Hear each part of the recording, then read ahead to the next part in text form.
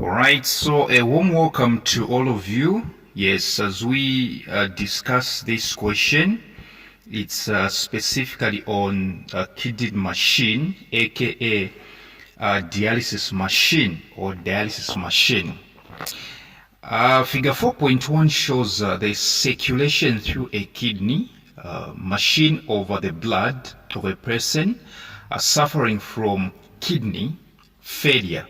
So you don't use this machine unless you are sick, unless you have a kidney disease, unless you have kidney failure. Alright, and if you want to learn more about all this stuff, come for my WhatsApp tuitions. Very cheap. To earn you flying colors, as simple as that. So the only people to sit on this machine are those suffering from kidney failure. So as we can see, we have two vessels in this person's arm. We have the vein and artery. And as you can see, we have the dialysis tube, right, which is known as thin, hard plastic tube. Thin, hard plastic tube. All right, that's where blood passes through. All right. And then we do have the fluid. It's called dialysis fluid. It's getting in from above, and it's getting out from below. Let's dive right into the questions. Question A1, they are saying, place an X on the diagram where the blood enters the kidney machine.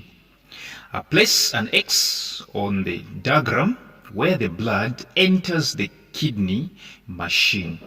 Listen to me, blood enters and leaves the machine on the vein. The artery has got nothing to do with this one.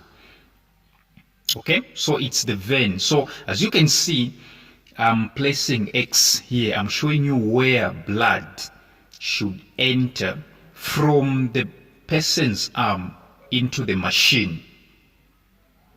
A2, what structures in a normal kidney is represented by the thin, hard plastic tubes?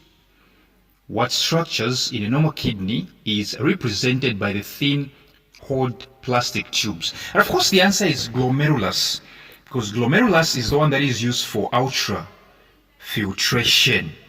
Yes, so the answer is glomerulus, not Bowman's capsule, but glomerulus. B, explain why glucose must be present in the fluid surrounding the thin, hard plastic tubes in the kidney machine. Explain why glucose must be present in the fluid surrounding the thin, hard plastic tubes in the kidney machine. In other words, why should glucose be found in the dialysis fluid, the fluid outside the dialysis tube, the fluid outside of the thin, hard plastic tube? You can see the fluid outside, right? You can see the fluid outside of the tube. So they are saying, why should glucose be present in this fluid? And of course the answer is to create an osmotic gradient, allowing for efficient fluid removal from the patient's blood. This is to create an osmotic gradient, allowing for efficient fluid removal from the patient's blood. Let me explain something here.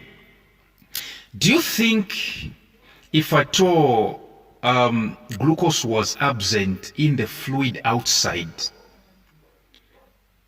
the glucose in the blood would be preserved? No. It is the fluid, it is the glucose in the fluid outside which is preserving the glucose inside of blood.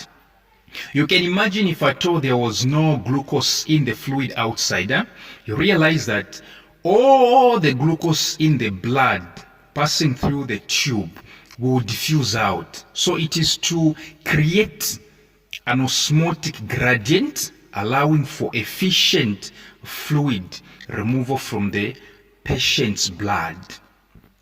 C.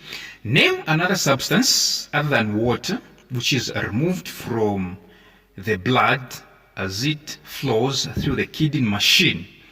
Name another substance other than water which is removed from the blood as it flows through the kidney machine. And of course, we might have two answers here, but I'll go for urea. The answer is urea. Yes. Yes, apart from water, urea and excess salts are removed. D1, suggest a suitable temperature for the fluid entering the kidney machine. Suggest a suitable temperature for the fluid entering the kidney machine. In short, the dialysis fluid, what exactly is the temperature of the dialysis fluid? And of course, the answer is within the range of 36.5 to 36.9 degrees Celsius. 36.5 to 36.9. Then they are saying give reasons for your answer. Reasons? No, just one reason. The reason is this is because 36.5 to 36.9 is close, let me say, are close to the body temperature. All right? These ones are close to the body temperature. Remember, the normal body temperature is what? 37 degrees Celsius. So these numbers are close to the normal body temperature. That's the answer. E, explain why people using kidney machines are told to limit the amount of protein in their diet, whereas they can have a normal intake of carbohydrates. Explain why people using kidney machines are told to limit the amount of protein in their diet, whereas they can have a normal intake of carbohydrates. If you're going to be a doctor, I'll teach you something. Because as somebody who's going to be saving this nation, you don't have to be studying for the sake of swatting. You just have to be knowing. Look at this one. Imagine a person is suffering from kidney failure, all right? And then they are consuming proteins. Listen to me.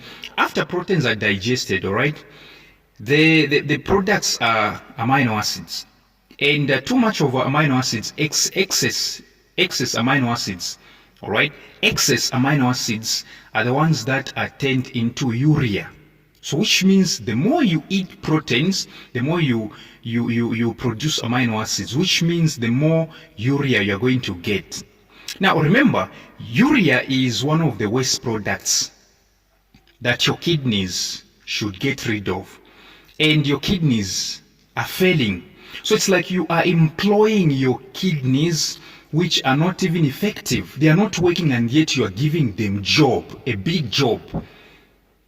You get the point, right? It's like giving somebody a responsibility and this person is not even working.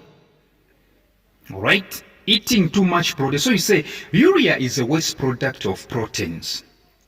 So too much protein can make more urea, causing the kidneys work harder and even being on the machine more frequently.